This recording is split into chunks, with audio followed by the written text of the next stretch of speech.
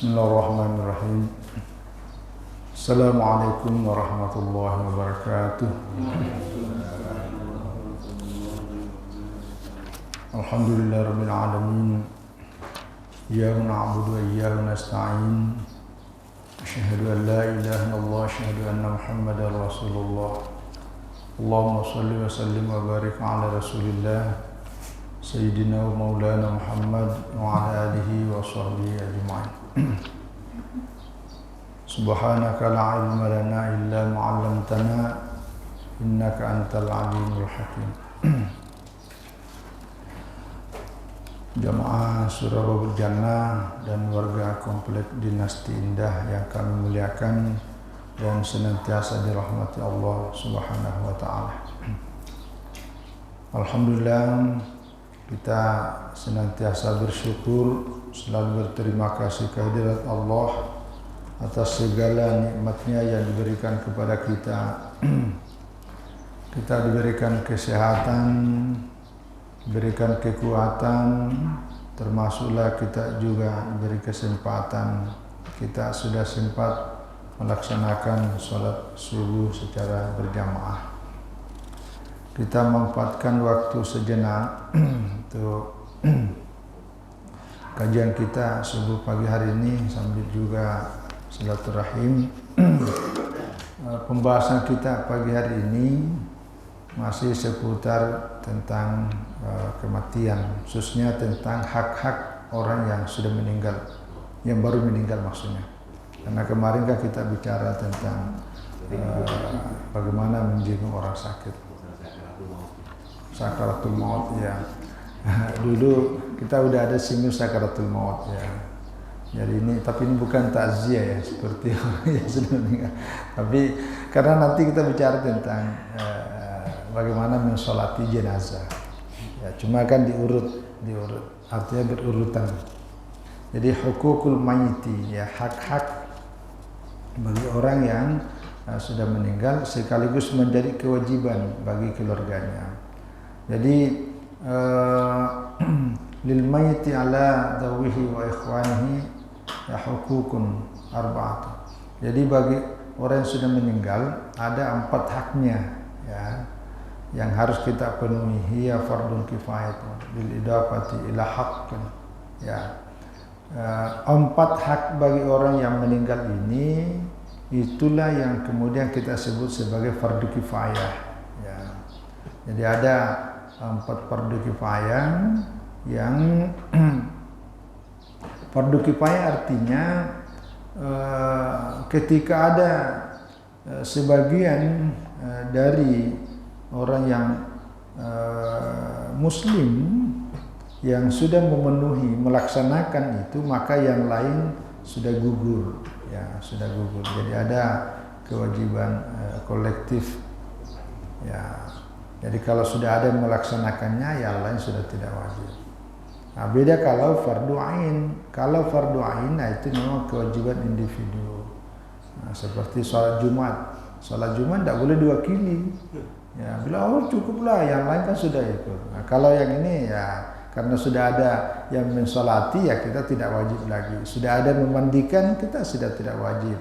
Sudah ada mengkafani, kita tidak wajib. Ya. Tapi keutamanya banyak, maka inilah yang kita akan ya kaji satu persatu ya. Misalnya wahia al-ghuslu, misalnya yang pertama bagi orang yang meninggal itu ya wajib ya, haknya untuk dimandikan, bagi keluarganya wajib memandikannya. Yang kedua takfin, mengafani. Yang ketiga wassalatu alaihi, mensolatkannya. Yang keempat wadafnuhu, yaitu yang menguburkannya, mengantar jenazahnya. Nah, termasuk bagi kita ini adalah membawa jenazah wattiba'uhu dan mengantarnya. Ya, ini liijma'i ulama, ini sepakat para ulama ya. Jadi tidak ada perbedaan pendapat mengenai masalah hal ini. Nah, inilah yang mau dibahas satu persatu. Ya, karena sebenarnya mau dibahas ini kan tentang sholat jenazah, karena sholat sunat semuanya kita bahas. Ya, jadi cuma sebelum bicara sholat sunat ini juga penting, mulai dari memandikan. Ya. Yang pertama adalah hukmul ghusliyah, hukumnya memandikan. Ya, ghusl mati fardu kifayah. Jadi memandikan mayat itu adalah fardu kifayah seperti yang kita sudah jelaskan tadi. Liqaulihi fil ladzi sakata min ba'irihi. Ya, sebagaimana dalam hadis Rasulullah sallallahu alaihi wasallam, ini diriwayatkan oleh Imam Bukhari dan Muslim sepakat, ya. Ketika ada seorang sahabat, yaitu dia meninggal karena jatuh dari kendaraannya. Dia mengendarai onta lalu dia jatuh. Nah, ketika itu Rasulullah Shallallahu Alaihi Wasallam tahu bahwa orang ini meninggal karena jatuh, karena diberitahu oleh para sahabat yang lain. Lalu beliau mengatakan, "Igsiluhu bima'in wasdirin." Oh, kalau begitu mandikanlah dia. Nah, dengan menggunakan air dan sidiran. Ya, sidiran ini daun semacam daun bidara. Wa kaffinuhu fi saubaihi, dan kafanilah dia dengan menggunakan dua pakaian, ya, dua lembar pakaian. Jadi Rasulullah Shallallahu Alaihi Wasallam dalam hadis ini memerintahkan igsiluhu, ya, mandikanlah dia. Ya. Ini sidir itu saya tidak tahu di Pontianak masih ada enggak ya. Kalau dulu zaman saya masih kecil di kampus saya itu memang ada pohon bidara, yaitu dicampur. Saya tidak tahu kalau di Pontianak masih ada enggak ya? Ya? Nah, ya memang betul karena daunnya itu kecil-kecil itu. Ya. Mudah-mudahan masih ada. Nah, itu disunatkan. Itu dicampur. Itu perintah Rasulullah SAW. Yang kedua diperintahkan sini wakafinuhu dan kafanilan. Ya. Atas dasar hadis inilah kemudian menjadi landasan hukum buat kita bahwa ketika ada orang meninggal itu wajib dimandikan terlebih dahulu, baru dikafani, disolati. Nanti ada lagi hadisnya tentang mensolatinya, lalu kemudian menguburkannya. Wa tusannu al-mubadiratu li ghuslil maiti inda tayakkuni min mauti. Ini disunatkan menyegerakan memandikan mayat ketika sudah diyakini bahwa mayat orang ini betul-betul sudah meninggal. Itu disunatkan, ya. Karena salah satu hikmahnya bagi orang baik, ya, jadi orang yang saleh, banyak amalnya, ketika disegerakan maka itu dia bisa mendapatkan cepat. Kan begitu diproses itu penyelenggaraan fardu kifayahnya, dimandikan, dikafani, disolati dan kuburannya, begitu sampai di alam kubur itu sudah langsung karena sudah diproses. Jadi balasan-balasan terhadap kebaikan ibadah dan amal-amalnya yang ada selama di dunia ini itu juga dia segera mendapatkannya itu. Jadi sebenarnya hakikatnya bagi mereka itu dia kepingin sekali melihat dan merasakan amalan balasan terhadap kebaikan yang dia lakukan, maka lebih cepat itu sebenarnya lebih bagus, itu disunatkan, ya. Tapi bagi orang yang ini orang jahat, ya, orang celaka, itu makin lama makin ini, gitu. Ya. Cuma kita kadang-kadang ada juga mungkin menjadi tradisi atau karena banyak pertimbangan keluarga atau dan lain-lain, itu biasanya ya tidak segera. Ada lain ditunggu, ya, tunggu anaknya, ditunggu orang tuanya, dan seterusnya. Rasulullah Shallallahu Alaihi Wasallam dulu beliau itu wafatnya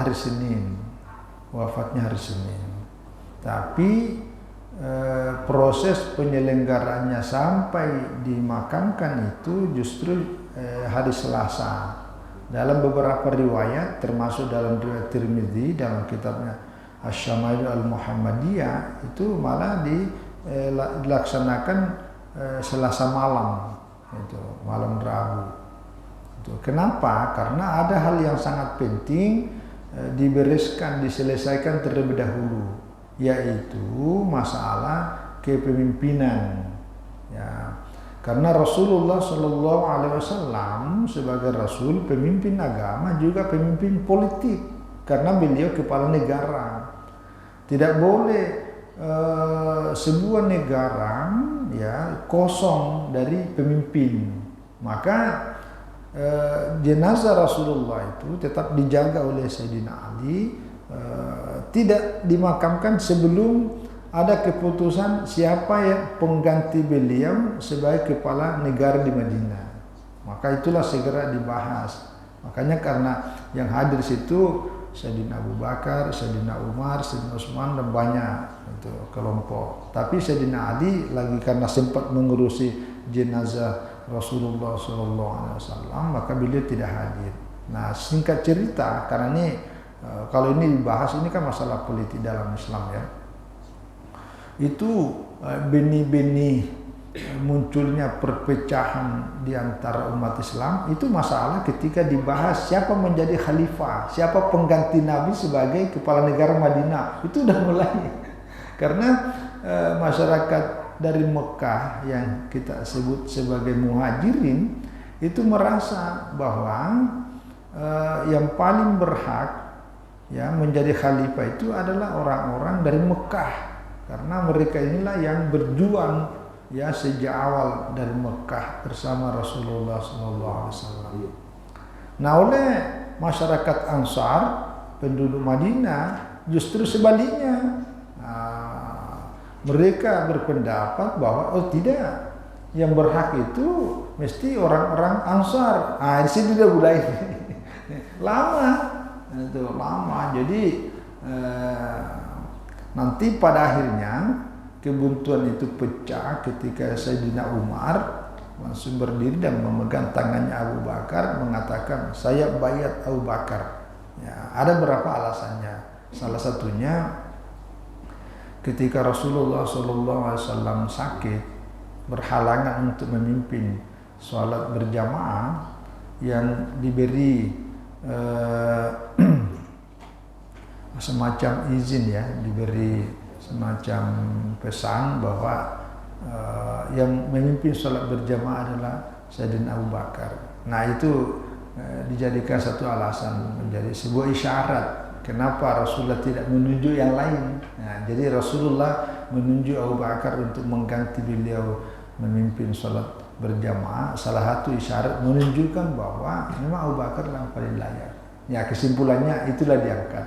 Gitu. Maka nanti setelah selesai ini sudah pasti bahwa Abu Bakarlah yang diangkat menjadi khalifah sebagai pengganti Nabi dalam konteks sebagai kepala negara di Madinah. Setelah ini beres, barulah jenazah Rasulullah SAW di prosesi penyelenggaranya, fardu kifayahnya dan dimakamkan. Itu sebabnya. Jadi ada alasan-alasan. Tapi selama tidak ada hal yang menjadi pertimbangan tertentu yang penting, maka menyegerakannya lebih bagus. Yang penting ada semuanya sudah siap. Nah, kecuali kalau di Pontianak ini sering menjadi kendala itu di kuburannya itu banyak air. Nah, itu yang kiriman juga menjadi karena banjir ditunggu sampai itu kadang-kadang. Tapi hakikatnya disunatkan ya.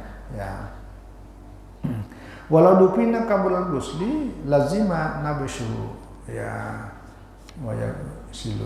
Nah, kalau misalnya ada jenazah dimakamkan ternyata diketahui itu belum dimandikan, nah itu wajib digali kembali. Kalau tubuhnya masih memungkinkan untuk dimandikan. Kalau enggak ya udah gitu. Jadi wajib ya dibongkar kembali. Kalau ada tadi itu enggak disalati ya, mungkin karena di tempat itu orang tidak mengerti ya. Memang yang begini-gini juga kadang-kadang penting ya. Jadi mohon maaflah ini dibahas karena suatu saat nanti kita terutama di daerah-daerah tertentu, tapi di Pontianak insya Allah enggak. Ya, karena ada satu daerah memang tidak ada yang ngerti, karena yang tahu itu cuma satu orang, yaitu imamnya di kampung-kampung jauh dari kota. Begitu imam ini, imam masjid, imam musala pergi ke kota, lama pula di kota sampai 1 minggu tidak pulang. Di kampungnya ada orang meninggal, tidak ada yang mau menyentuh karena tidak ngerti, hanya dilihati. Jadi kenapa? Oh, Pak Imam belum datang. Waduh, ditunggu sampai berhari-hari karena tidak ada yang ngerti. Padahal suaranya ini praktis, sederhana sekali, yaitu dimandikan aja. Gitu. Ya, tapi karena mungkin tidak terbiasa, yang kedua memang ya seperti yang ada otoritas tertentu yang memang berhak sehingga orang lain tidak mau. Padahal soal itu kewajiban semuanya, terutama keluarganya. Ini nanti yang dibahas ini. Siapa yang paling berhak memandikan? Itu ya. Ya. Jadi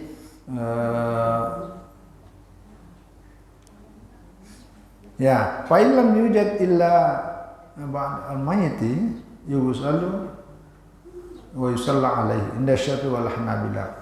Nah, kalau ada jenazah yang tidak didapatkan jenazah kecuali hanya sebagian tubuhnya, ya, jadi hanya mungkin cuma tangannya, ya, atau misalnya inilah yang kecelakaan itu ya, jadi hancur, ya, jadi tidak didapatkan secara utuh, hanya bagian kaki atau apalah namanya, maka itu pun segera diambil dan dimandikan, ya, dimandikan seperti memandikan semuanya, ya, wa yusalla dan disolati. Ini menurut mazhab ulama mazhab Syafi'i dan Hanabilah. Ya, dipilih sahabat karena sahabat pernah melakukan itu. Jadi ketika ada sahabat yang ditemukan hanya sebagian dari tubuhnya, maka bagian dari tubuhnya itu yang diproses sebagaimana memprosesi jenazah secara utuh, ya.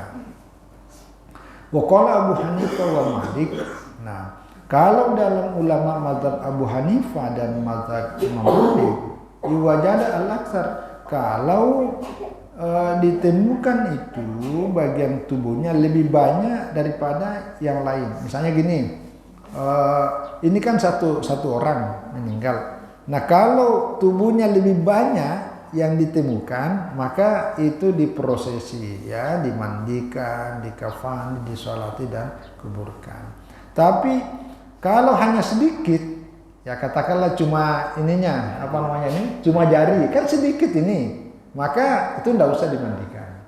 Ya, cukup di apa? Ya, ini baru dimakamkan seperti yang lain. Itu kata ulama dalam mazhab Abu Hanifah dan Imam Malik. Tapi kalau dalam mazhab Syafi'i, dalam mazhab Ahmad Ibn Hanbal tetap diproses sebagaimana yang lain. Nah, begitu juga kalau ada jenazah lalu kemudian tidak ada air atau jenazahnya tidak bisa disentuh air, begitu air menyentuhnya maka kulitnya jenazah itu terkelupas atau rusak, maka itu boleh ditayamumkan. Nah, sama dengan waktu kasus kami nih, ya, apa namanya, COVID. Nah, COVID karena orang kan tidak mau menyentuh dengan segala macam pertimbangan medis, ya, maka itu boleh ditayamumkan. Diprosesilah sesuai kondisinya, ya. Kalau masuk dalam kategori darurat, ya itu. Satu. Terus yang kedua, ini sifat-sifat yang boleh memandikan jenazah, sifatul ghasil, ya. Siapa yang berhak, man huwa al-aula bil ghusl, siapa yang lebih layak, pantas, berhak memandikan. Nah, yughsalur rajulu ar-rajul, yughsilur rajulu ar-rajula. Nah, kalau seorang laki-laki meninggal, maka yang lebih berhak memandikannya adalah, ya, laki-laki. Ya, begitu juga sebaliknya, wa taghsilul mar'atu al-mar'ata. Maka seorang perempuan yang meninggal, maka perempuan itu pula yang lebih berhak memandikannya. Jangan mentang-mentang Pak Imam dia menjadi tokoh agama, wah nanti Pak Imamnya yang mandikan pada perempuan, wah tak boleh. Boleh. Nah, kecuali, tapi ini banyak anunya di pembahasannya. Fakullu min haula fakullu minhuma aula bijinsi ittifaqan. Ini sepakat para ulama bahwa setiap jenis kelamin dari seorang meninggal maka sesama jenisnya itulah yang lebih layak, itu sepakat para ulama. Nah, hatta law hadara maitu ar-rajulu kafirun wa muslimatun ajnabiyatun ya gasalau al-kafir dal jumhur. Bahkan dalam pandangan mayoritas ulama ya, sampai andai kata di situ ada ya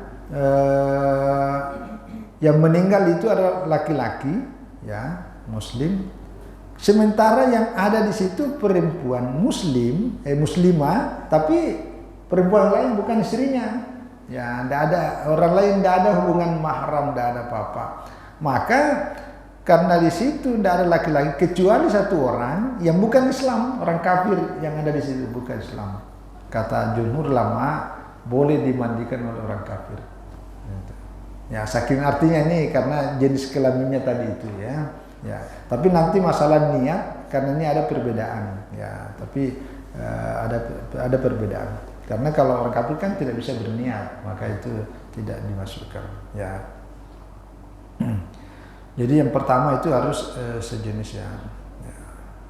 Wal marratul ajnabiyah aula bil ghusli minaz zawji khurujan minal khilaf. Ya, karena ini kan nanti ada penjelasannya ini.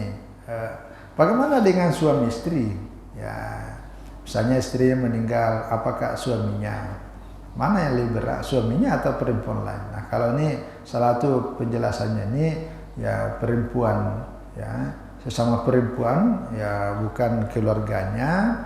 Nah, itu masih lebih berhak memandikan daripada suaminya. Karena ya khuruja minal khilaf artinya keluar dari perbedaan pendapat. Ya karena ini ada perselisihan para ulama. Ada mengatakan boleh dimandikan suaminya atau istri yang meninggal. Nah, kata ulama yang lain betul, oh enggak, karena begitu meninggal hukum nikah itu putus. Nah, itu. Jadi karena hukum hubungan itu putus. Nah, beda kalau keluarga kan antara anak dengan orang tua kan tidak putus. Gitu. Tapi kalau suami istri begitu sudah meninggal sudah bukan istrinya, maka sudah menjadi orang lain, maka auratnya tidak boleh dilihat. Nah, itu penjelasannya. Ya, walaupun nanti ada juga dalil yang dipakai yang digunakan oleh para ulama. Ya, maka untuk daripada berbeda pendapat, maka yang paling bagus adalah sejenisnya. Ya, itu yang lebih bagus. Itu yang disebut aula, lebih utama karena itu keluar dari perbedaan pendapat. Ya. Wa qala al-Hanafiyatu, dalam ulama mazhab Hanafi berpendapat bahwa la yajuzu lirrajuli ya ghuslu zaujatihi ya wa massuha liinqita'in nikah. Jadi seorang laki-laki ya tidak boleh ya memandikan jenazah istrinya meninggal tadi itu dan menyentuhnya. Kenapa? Liinqita'in nikah, karena nikah itu sudah putus. Jadi bukan lagi suami istri. Ya. Bukan lagi suami istri.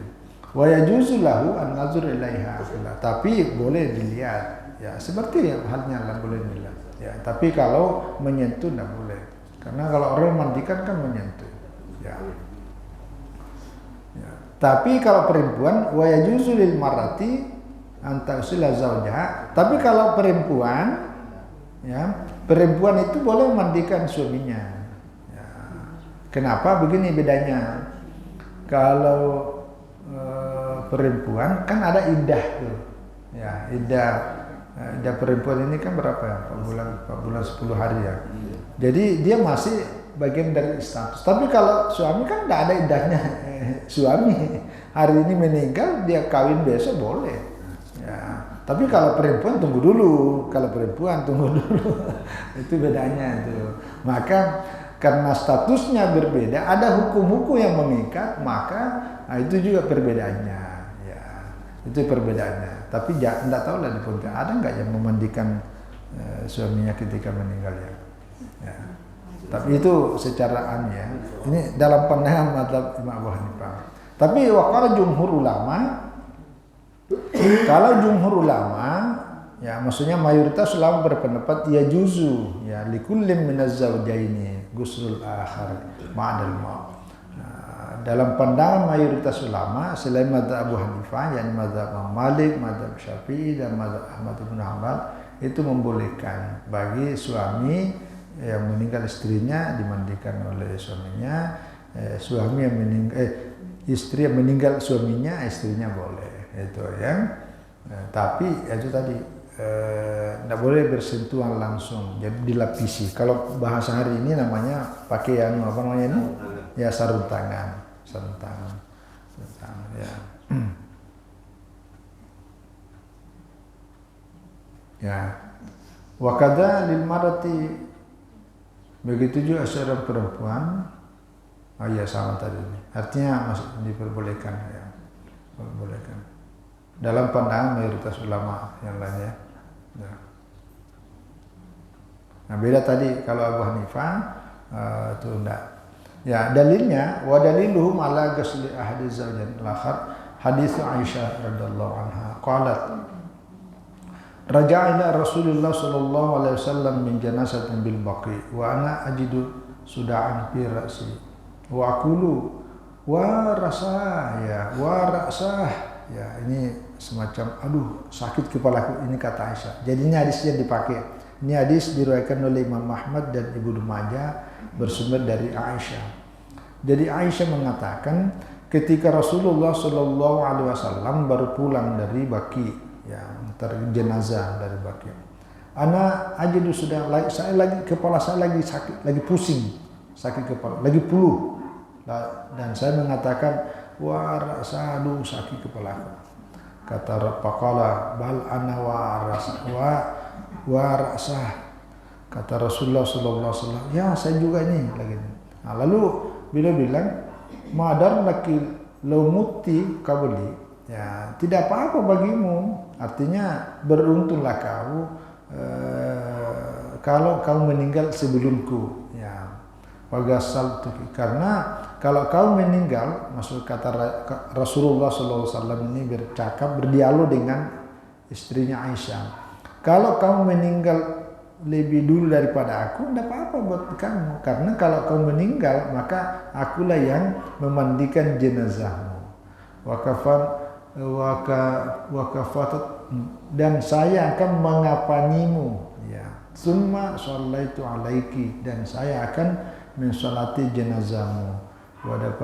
Dan saya akan yang menguburkan jenazah. Jadi artinya kalau Nabi mengatakan bahwa kalau nanti kamu duluan meninggal lalu saya memandikan jenazah, itu artinya seorang suami boleh memandikan jenazah istrinya sebagaimana Nabi Shallallahu Alaihi Wasallam boleh memandikan jenazah seandainya Aisyah lebih duluan wafat. Nah, itu ini yang dijadikan dalil oleh jumhur ulama. Ya, walaupun kenyataannya kan tidak.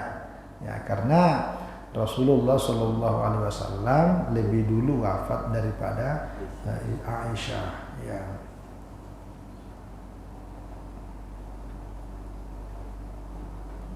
Ya, wa kanat Aisyah taqul, ya Aisyah radhiyallahu anha juga mengatakan la istaqbaltu min amri mastadbartu ma ghassala Rasulullah sallallahu alaihi wasallam illa nisa. Jadi ketika Rasulullah sallallahu alaihi wasallam tidak ada yang mandikan, menyentuh ya Rasulullah sallallahu alaihi wasallam kecuali istri-istrinya. Jadi waktu tadi ini cerita waktu Rasulullah sallallahu alaihi wasallam wafat, ya selain Sayyidina Ali ada di situ kan, Sayyidina Ali kan menantu dan sepupunya karena salah seorang istri namanya Fatimah dan istri-istrinya juga ada di situ. Ada banyak riwayat penjelasan karena ada menyebutkan Rasulullah itu wafat dalam pangkuan Aisyah ya, di kamarnya. Makanya yang ada sekarang ini namanya Rauda, itu antara mimbarnya Rasulullah dengan makamnya, itu namanya Rauda, dan makamnya di situ itulah ukuran kamarnya Aisyah. Jadi kalau dilihat itu kan menghadap ini ya. Jadi semacam sini mimbar, di sini mimbar sebelah kanan, di sini mimbar, ini ada di sana ini makam. Sebenarnya itu berjejeran sana itu kamar-kamar itu. Ya, kecuali Maria Kibitiyah kamarnya dari situ. Yang lainnya situ ada kamarnya Aisyah, ada kamarnya Hafsah, ada kamarnya Sauda, ada kamarnya Sofia, itu ada berjejer itu, berjejer. Nah kebetulan malam ketika Rasulullah wafat itu di kamarnya Aisyah dan beliau wafat dalam pangkuan Aisyah. Nah, dalam riwayat yang lain sama dengan Sayyidina Ali. Nah, maka tapi jumhur ulama juga mengatakan ini di kamarnya Aisyah, maka disitulah dimakamkan. Nah tidak ada yang menyentuh jasadnya itu kecuali istri-istrinya, itu kata Aisyah. Ini dalam hadis diriwayatkan Imam Ahmad, Abu Dawud, Ibnu Majah dan seterusnya. Artinya boleh. Itulah salah satu dalil yang jadikan patokan. Nah termasuk wa ghassala Aliyun Fatimah radhiyallahu anhuma. Jadi begitu juga dalam faktanya ketika Sayyidatina Fatimah wafat itu memandikan adalah Sayyidina Ali, jadi suaminya. Ini kata dalam kitab ini. Wa ausa as-siddiqu zaujatahu Asma an taghsilahu ya fagasalatu. Begitu juga Sayyidina Abu Bakar As-Siddiq juga berpesan kepada istrinya bahwa kalau saya meninggal nanti ya engkaulah yang memandikanku. Nah, dan betul istrinya Sayyidina Abu Bakar namanya Asma, itulah beliau memandikan jenazah Abu Bakar. Ini dalil. Maka inilah mayoritas. Kecuali tadi dalam pandangan Abu Hanifah itu dianggap terputus maka tidak boleh. Ya. Nah, jadi yang secara umum kalau di luar daripada itu maka aula an-nasi ya wa aula an-nasi ya ghusl mayyitir rajula. Ya. Lebih ghusl mayyitir rajuli yang berhak memandikan jenazah laki-laki itu pertama adalah aulahum bis sholati alaihi, adalah orang yang juga lebih utama untuk mensolatinya. Jadi siapa yang lebih berhak untuk mensolati memandikan jenazah itu adalah orang-orang yang lebih layak pantas mensolati jenazah itu. Maka ya keluarganya sebagai bagian dari kewajiban terhadap itu memandikan sekaligus mensolati. Ya, tapi dalam banyak fakta di beberapa tempat biasanya ini diserahkan kepada tokoh agama, karena memang ada disarankan juga nanti ada orang yang lebih mengerti tentang hukum-hukum. Nah itu maka itu yang terjadi kita itu. Ya makanya ada panitia panitia fardu kifayah, penyelenggara fardu kifayah itu. Karena memang sudah terlatih. Ya. Di Kota Pontianak ini biasa ada pelatihan tuh.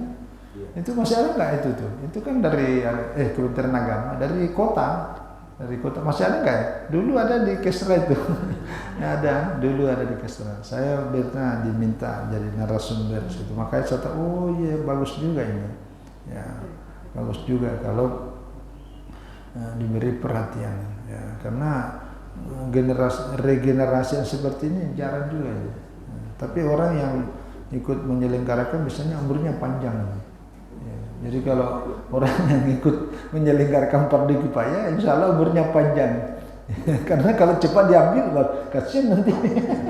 Coba tengok tuh, yang orang yang penggali kubur tuh, atau yang ngurusin jenazah lah, fardu kifayah lah itu, rata-rata umurnya panjang tuh. Rata-rata umurnya panjang. Tidak cepat diambil malaikat maut. Karena kalau cepat diambil, waduh, siapa yang di belakang ngurusi kan? Nah, tapi banyak pahalanya. Ini ada sini. Tapi ini karena panjang ceritanya. Ya, jadi yang berhak itu pertama tadi itu ya adalah aulah bisolati. Ya, begitu juga perempuan ya. Ya walan nasi bil marati ya korabatuha yaitu kerabatnya. Ya. Tapi wa yakadamna ala zaujin. Jadi kerabat terdekat itu yaitu ayahnya, saudaranya, ada urutan-urutannya sini. Tapi tetap didahulukan oleh suaminya. Itu dalam pandangan mazhab Syafi'i dan Hanabilah. Wa qala al-Malikiyah ya tetap didahulukan ala karawatil marati minal maharim. Ya, didahulukan dalam mazhab Malik, didahulukan dari pasangan tadi itu hubungan suami istri, kemudian hubungan kerabat ya terdekat yang masuk dalam kategori mahramnya. Ya mahram itu ayah, kemudian anaknya, ya, kemudian pamannya yang tidak boleh dinikahi itu yang dimaksud. Ya, begitulah seterusnya didahulukan. Sini kalau laki-laki misalnya mulai wayukadam al-abu ayahnya, kemudian kakeknya, kemudian anaknya, anak laki-laki ya. Ini kalau jenazah laki-laki. Kemudian anaknya berarti cucunya, kemudian saudaranya, kemudian anaknya saudaranya, keponakan atau kemudian pamannya, kemudian anak pamannya, maksudnya itu sepupunya satu kali ya. Li'annahum ahaqqu bis-sholati 'alaihi, karena mereka inilah yang lebih berhak mensolati itu. Jadi hukumnya ini mana yang dulu yang pantas mensolati dan pantas memandikan. Yang pantas memandikan lebih layak, lebih hak ya, maka itu juga lebih layak mensolati ya. Tapi kalau misalnya mensolati ini kan tidak ada lagi minta hubungan, apamu ada hubungan keluarga, enggak bisa, kau mundur, enggak bisa, karena makin banyak orang mensolati jenazah itu makin banyak doanya, maka itu biasa dibawa ke masjid supaya lebih banyak orang ikut mensolati.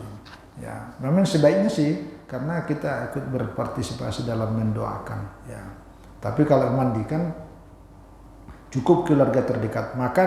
Bahkan di sini dikatakan sebagian ulama itu berpendapat bahwa orang yang tidak ada hubungan apa-apa tidak usah ikut, ya, tidak usah ikut, karena itu memang ada hubungan keluarga tertentu dan ada hal-hal yang harus dijaga. Maka itulah sebabnya, orang yang memandikan jenazah ini dipersyaratkan pertama ya al-Islam, yaitu pasti ya, tadi itu udah jelaskan. Fala yasikun ghasl kafir yang tidak sah kalau orang. Yang kedua niat. Ya, kalau niatnya ini seperti biasa, seperti niat ketika sholat ya, nawaitul ghusla li hadhihi mayyiti ya, pada kepada lillahi ta'ala. Saya berniat mandikan jenazah ini karena Allah. Begitu juga ya mesti orang yang berakal. Nah,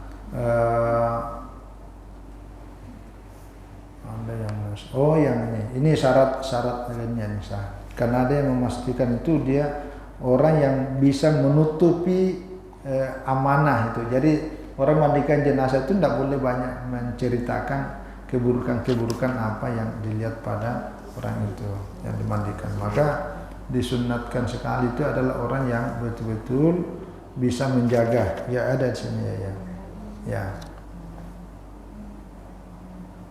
Oh, ini yustahabu. Kalau ini tadi kan syarat wajibnya itu saja.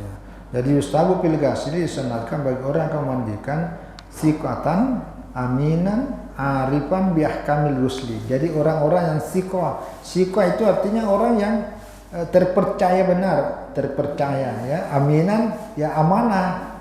Ya. Arifan bi ahkamil ghusli, ngerti tentang hukum-hukum fikih menyangkut masalah fardu kifayah. Liqauli Ibnu Umar, karena sahabat Rasulullah namanya Abdullah bin Umar mengatakan la yaghsilu mauta'akum illa al-ma'munun ya. Tidak boleh memandikan jenazah dari orang-orang meninggal di antara kalian kecuali orang yang betul-betul amanah ya. Jadi tidak boleh orang yang tidak terpercaya dan tidak amanah, karena nanti dia menceritakan apa yang dia lihat itu ya. Wa yang bagi lil ghasli waliman hadara gaddu abusari illa min hajatin. Jadi orang memandikan itu tidak boleh melihat dia, cukup memandikan aja. Maka yang paling bagus itu tutupi bersiran itu kan tidak boleh. Jadi kalau mandikan ini aja, tidak usah dilihat sampai ini, jangan, tidak boleh, karena tetap orang yang meninggal dengan orang yang masih hidup, status hukumnya itu tetap diperlakukan sama. Ya, tidak boleh juga dilihat auratnya. Gitu. Ya, wa yastura ma yatlu alaihi min aibin. Ya yuhibbul maitu wa yasturahu. Tidak, dia harus menutupi apa yang terbuka dari aib. Ya, jadi misalnya dia melihat sesuatu yang tidak baik dari jenazah itu, dia harus menutupinya itu, ya. Jadi tidak boleh, apalagi menceritakan kepada lain tidak boleh. Ya, liqauli sallallahu alaihi wasallam, man satara musliman satarahullahu yaumal qiyamah. Siapa yang menutupi aibnya terhadap sesama saudaranya muslim, maka Allah juga menutupinya pada hari kiamat kelak. Nah, menutupi aib seorang muslim maksudnya ketika muslimnya masih hidup, aibnya kita tutupi. Begitu juga saudara muslim yang ketika dia sudah meninggal, kita tahu aibnya, itu tetap ditutupi. Tidak boleh, tidak apa-apa, kan dia sudah meninggal. Apalagi, tahu nggak kemarin waktu saya mandikan, waduh, tidak boleh itu, tidak boleh. Nah, ada juga hadis yang lain sini, ya.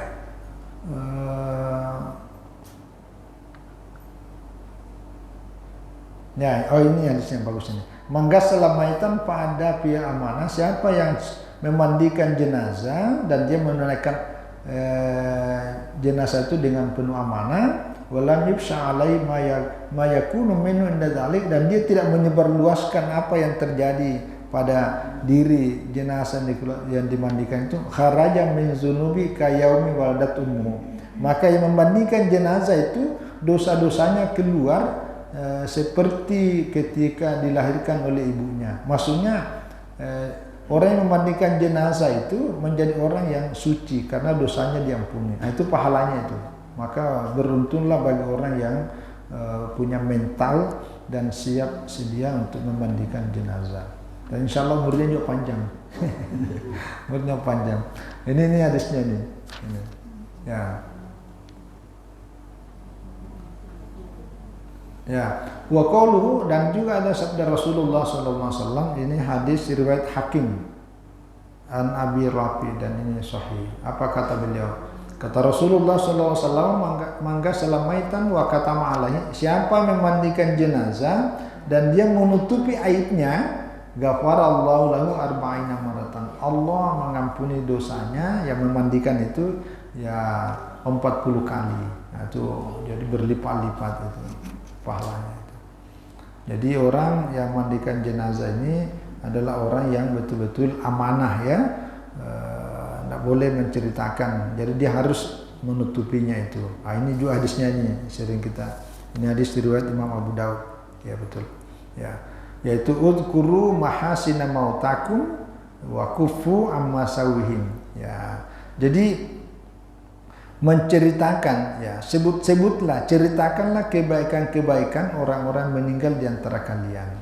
Wa kufu, dan tutupilah kejahatan, keburukan-keburukan mereka. Jadi kalau ada yang baik, misalnya ada orang yang dimandikan, tiba-tiba wangi betul, wajahnya bercahaya, ada keluar sesuatu yang baik, itu boleh diceritakan untuk menjadi motivasi. Wah, inilah dampaknya ketika orang yang saleh, amalnya banyak membantu orang dan seterusnya, ternyata dia meninggal dalam keadaan sangat baik, malaikat itu ada harum sekali, itu boleh karena kebaikan. Tapi kalau jelek, busuk sekali, jangan.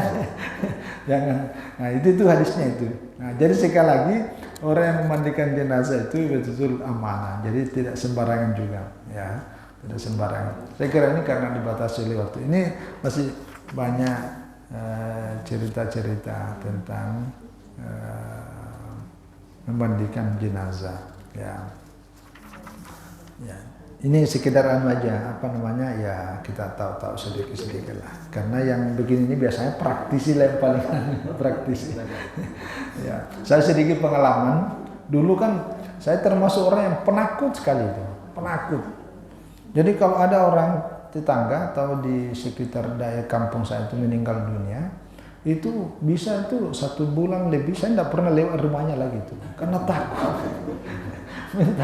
Tapi semenjak sanawiyah, ya sekitar sanawiyah lah, saya selalu ikut dipanggil karena situ kan tokoh-tokoh agama ketika ini, ayo kita mandikan. Jadi bantu-bantu, jadi dimulai dulu. Jadi ustadznya mulai itu, baru kita bantu memberikan air. Situlah lihat jenazah itu, lihat jenazah.